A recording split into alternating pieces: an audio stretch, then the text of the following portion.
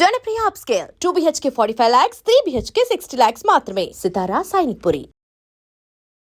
మండ్యాలో crime so మండ్యాలో crime ఎక్కువ, politically charged up. ఇప్పుడు Nikhil Kumaraswamy sir ఇంకా సుమలత మేడంది పార్లమెంట్ ఎలక్షన్స్ ఉండే, ఫుల్ చార్జ్డ్ అప్ ఎలక్షన్స్ ఉండే. సుమలత గారి మీద దాడులు చేయడం, ఆమె కొంచెం ఇబ్బంది కూడా జరిగాయి కదండి అప్పుడు. ఉన్నాయి, బట్ అంబరీష్ సార్ చనిపోయారు, ఫిలిం యాక్టర్. బిగ్ బందోబస్తు. షుగర్ ఫ్యాక్టరీ బాయిలర్ బ్లాస్ట్ అయ్యి అక్కడ కెమికల్స్ అన్నీ నదిలో కలుస్తున్నాయని మాకు ఇది వచ్చింది కంప్లైంట్.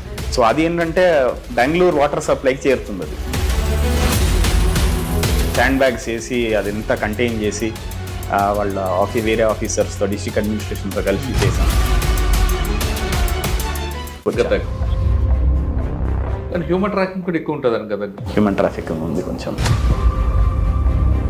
అక్కడ నుంచి గోవాకి తీసుకెళ్తారు, గోవాకి వెళ్తారు, మహారాష్ట్రకి వెళ్తారు. అది ఒక్కటి కేసు క్రాక్ చేసాం అప్పుడు గదగ్లో ఉన్నప్పుడు. ఇట్లా మిస్సింగ్ గర్ల్స్ ఉన్నారు చాలా మంది, ఏజ్డ్ బిట్వీన్. కాంట్రాక్ట్ మ్యారేజెస్ అని ఉంటాయి. అవునండి. సో వాళ్ళు వచ్చి కాంట్రాక్ట్ టైప్లో మ్యారేజ్ తీసుకెళ్ళిపోయి వాళ్ళ దగ్గరే ఉంచుకుంటారు. పేరెంట్స్ మీద పెట్టాము, వాళ్ళ మీద పెట్టాము. ఎవరైతే అమ్మారో వాళ్ళ మీద పెట్టాము. ఈ డిపార్ట్మెంట్లో రావాలనుకునే వాళ్ళకి మీరు ఇచ్చే మెసేజ్? డిపార్ట్మెంట్కి అందరూ వెల్కమే, కానీ మనం ఎందుకు వచ్చాం డిపార్ట్మెంట్కి, మనం ఏం చేయగలుగుతాం? బికాస్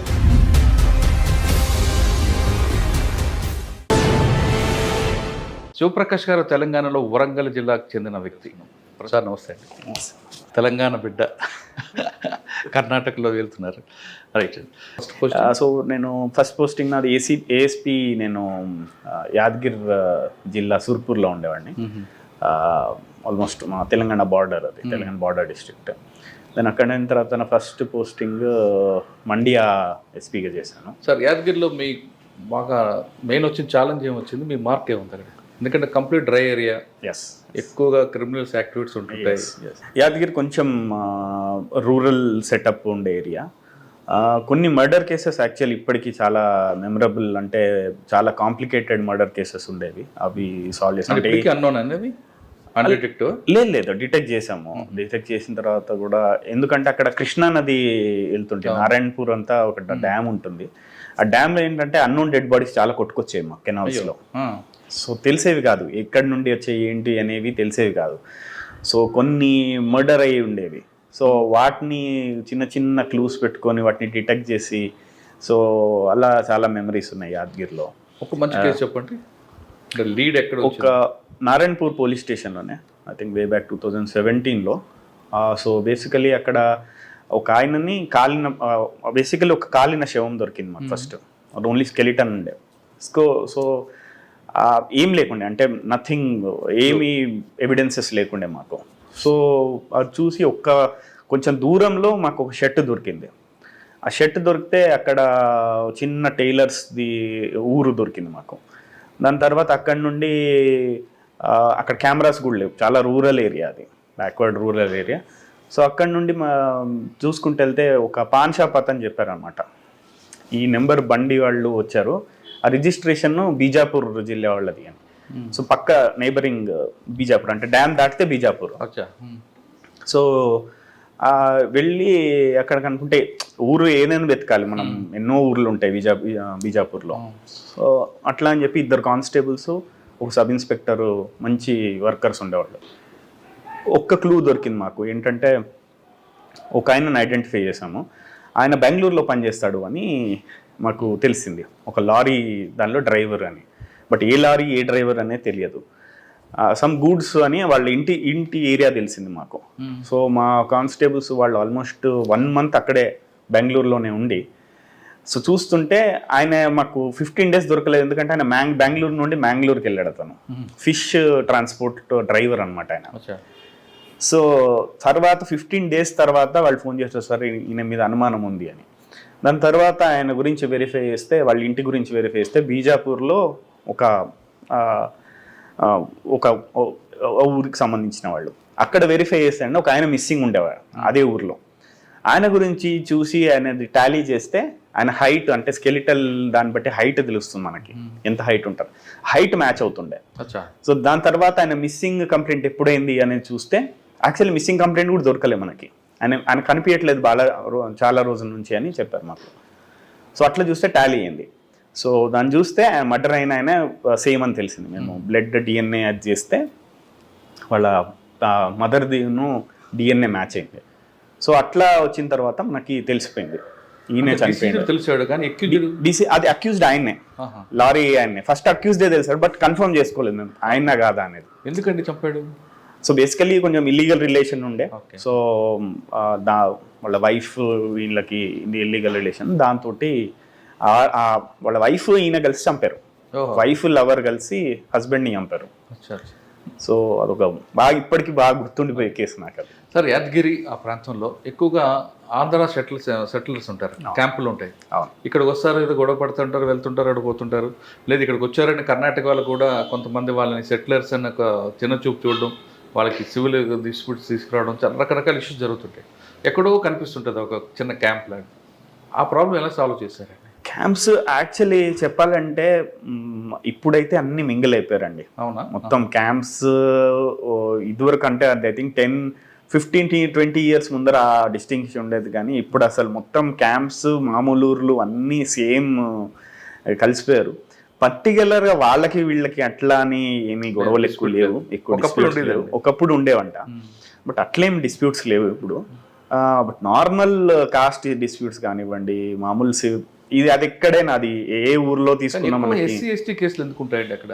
పాపులేషన్ ఎస్సీ/ఎస్టీ కమ్యూనిటీస్ ఎక్కువ ఉంది. ఫాల్స్ కేసు కూడా రిపోర్ట్ అవుతుంటాయంటారు. అది ఇంకా కామన్. అంటే ఎవ్రీ కేస్ హ్యాస్ ఏమంటారు విత్ ప్రోస్ అండ్ కాన్స్ అంటాం కదా. యాజ్ ఇన్ వెరీ ఎస్సీ/ఎస్టీ కేసెస్ కనే కాదు, ఎనీ కేసెస్కి మనం కొన్ని ట్రూ ఉంటాయి, కొన్ని ఫాల్స్ ఉంటాయి. ఇప్పుడు చాలా మంది సివిల్ డిస్ప్యూట్స్ కేసెస్ నార్మల్ కేసెస్గా క్రిమినల్ కేసెస్గా బుక్ చేస్తుంటారు. అదే టైప్లో అయింది. But incidents of atrocity prone ఏరియానే ఫస్ట్ ఉండేది, ఎస్సీ/ఎస్టీ అట్రాసిటీ ప్రోన్ ఏరియానే. బట్ అట్లాని ఫాల్స్ కేసెస్ అని చెప్పలేమండి. సార్, యాదగిరి ఆఫీస్, మీ ఆఫీస్ ఎస్పీ గారి ఆఫీస్, అది బాగా దూరంగా ఉంటుంది, సిటీకి కామ్గా ఉంటుంది, ఎవరు పబ్లిక్ కూడా రారు. అసలు బోర్ కొట్టదండి అక్కడ? యాక్చువల్లీ పబ్లిక్తో ఇంటరాక్ట్ అవ్వడానికి వస్తారు, కానీ పబ్లికే రారు అక్కడికి. ఏమైందంటే యాదగిర్ యాక్చువల్లీ హెడ్ క్వార్టర్స్కి నారాయణపూర్ అని చెప్పింది, ఆల్మోస్ట్ 120 కిలోమీటర్స్ ఉంది. ఓకే, కొంచెం దూరం. ఫస్ట్లో పెటిషనర్స్ వచ్చేవాళ్ళు కదా, బట్ ఇప్పుడు బాగానే వస్తున్నారు. అంటే స్పీకర్ ఆఫీస్ కూడా చాలా నిర్మానుష్యంగా, అంటే అది ఏంటంటే డీసీ ఆఫీస్, ఎస్పీ ఆఫీస్ అన్ని కొంచెం అవుట్స్కర్ట్స్ లో పెట్టారు, బట్ వస్తూనే ఉంటారు. కాలేజ్ కూడా ఉంటుంది ఒకటి. ప్లేన్ ఏరియా, చుట్టూ ఎవరు మనుషులు కూడా కనపడరు, డ్రై ఏరియా. బట్ పెటిషనర్స్ ఇప్పుడైతే వస్తున్నారు బాగానే. ఒక ల్యాండ్ గ్రాబర్ ఉంటాడండి, ఐడియా ఉందా మీకు? అక్కడ ఆయన కోసం చాలా మంది పోలీస్ ఆఫీసర్లు బాగా టార్గెట్ చేశారు. నేనప్పుడు ఐడియా లేదు నాకు. అంటే పిటిషన్ వచ్చినా చాలా ఆయన రిమైండ్ చేస్తామని కూర్చున్నారు. Okay okay okay. యాదగిరి మన ఎస్పీ గారి ఆఫీస్ బ్యాక్ సైడ్ ఉంటారు క్యాంప్. అది వేరే సబ్ డివిజన్ వస్తాయి. నాది షాపూర్, సుర్పూర్ 2 తాలూకాలు వస్తాయి. So but I enjoyed Yadgiri ASP Surpur stint. Yadgiri తర్వాత కొన్ని రోజులు నేను చీఫ్ ఆఫీస్లో ఉన్నాను ఇక్కడ, డీజీ ఆఫీస్లో. తర్వాత ఫస్ట్ డిస్ట్రిక్ట్ వచ్చి మండ్యాలో క్రైమ్. సో మండ్యాలో క్రైమ్ ఎక్కువ, పొలిటికల్లీ చార్జ్డ్ అప్, కానీ మంచి డిస్ట్రిక్ట్. చాలా ఏంటంటే ఒక అకౌంటబుల్ పీపుల్. మన అన్యాయం అయితే అన్యాయం అవుతుందని చెప్తారు వాళ్ళు మొహం మీద. సో వాళ్ళు అట్లాంటి charged up crowd. At the same time నాకు మోస్ట్ సాటిస్ఫాక్టరీ స్టింక్ట్ అంటే మండ్యాదే. ఎందుకంటే ఎలక్షన్స్ జరిగాయి అప్పుడు, నిఖిల్ కుమారస్వామి సార్ ఇంకా సుమలత మేడంది పార్లమెంట్ ఎలక్షన్స్ ఉండే, ఫుల్ చార్జ్డ్ అప్ ఎలక్షన్స్ ఉండే. సో నాకు అది మంచి ఎక్స్పీరియన్స్. చాలా మంది యాక్చువల్లీ డిప్లాయ్మెంట్ కూడా చాలా ఇచ్చారు నాకు. సుమలత గారి మీద దాడులు చేయడం, ఆమె కొంచెం ఇబ్బంది కూడా జరిగాయి కదండి అప్పుడు? ఉన్నాయి, బట్ ఫిజికల్గా అట్లేం జరగదు. చూసుకున్నాం, ఎన్ష్యూర్ చేసాం. బాగా డిప్లాయ్మెంట్ ఉండే, ఆల్మోస్ట్ ఒక్క డిస్టిక్లో 3 జిల్లాల డిప్లాయ్మెంట్ చేసాం. సో ఫిజికల్లీ ఎవరి మీద అటాక్స్ అట్లాంటివి నథింగ్, ఒక్క ఇన్సిడెంట్ కూడా జరగలేదు. బాగా జరిగింది. సుమలత గారు ఏమనేవారండి మీకు? మామూలు ఫోన్ చేసేవారు, అంటే నార్మల్ ఏమన్నా గ్రీవెన్సెస్, ఏమన్నా సెక్యూరిటీ కావాలి, ఏమన్నా ఇష్యూస్ అవుతున్నాయి, ఎవరైనా వచ్చి బెదిరిస్తున్నారు, ఏమన్నా ఎలక్షన్స్ని వాళ్ళు ఇన్ఫ్లుయెన్స్ చేస్తున్నారు, ఇట్లాంటివి అడిగేవారు.